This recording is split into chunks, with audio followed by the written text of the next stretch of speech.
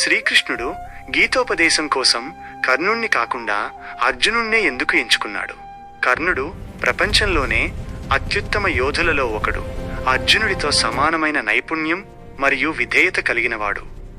అయినా కూడా భగవద్గీత అనే పరమ సత్యాన్ని తెలుసుకునే అవకాశం కర్ణుడికి దక్కలేదు. శ్రీకృష్ణుడు ఎందుకు కర్ణుడిని కాదని అర్జునుడినే ఎంచుకున్నాడు? ఎందుకంటే కర్ణుడు తన అహంకారాన్ని, సామాజిక గుర్తింపును నిలుపుకోవడానికి పోరాడితే అర్జునుడు అంతకంటే కష్టమైన పని చేశాడు. అదే దేవుని చేతిలో ఒక ఖాళీ వేణువులా మారిపోవడం. తాత్విక రహస్యం: అసలు దైవిక జ్ఞానాన్ని పొందే అర్హత ఒక ఆత్మకు ఎలా వస్తుంది? దుర్యోధనుడి పట్ల కర్ణుడికి ఉన్న అచంచలమైన విశ్వాసాన్ని మనం తరచుగా పొగుడుతుంటాం. కానీ అదే మమకారం అతనికి ఆధ్యాత్మిక బంధనంగా మారింది.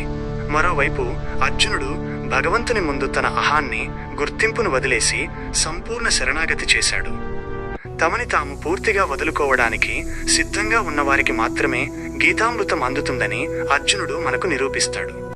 గుర్తింపు మరియు సత్యం మధ్య సంఘర్షణ చాలా మంది కర్ణుడిని విధిమోసం చేసిందని నమ్ముతారు.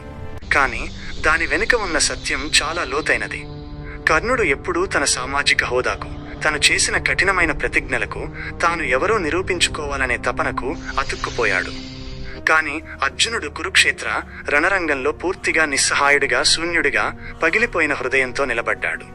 ఈ బలహీనతే, ఈ శూన్యతే అర్జునుడిని శ్రీకృష్ణుడి దివ్యగానానికి సరైన పాత్రగా మార్చింది. ఆధ్యాత్మికంగా ఎదగాలంటే మనిషి తన అహంకారాన్ని పూర్తిగా నాశనం చేసుకోవాలని ఈ అద్భుత ఘట్టం మనకు తెలియజేస్తోంది. కర్ణుడి కఠినమైన విధేయతకు, అర్జునుడి సంపూర్ణ శరణాగతికి మధ్య ఉన్న ఈ వ్యత్యాసమే భగవద్గీత అమృతం పాండవ యువరాజును మాత్రమే ఎందుకు చేరుకుందో స్పష్టం చేస్తుంది.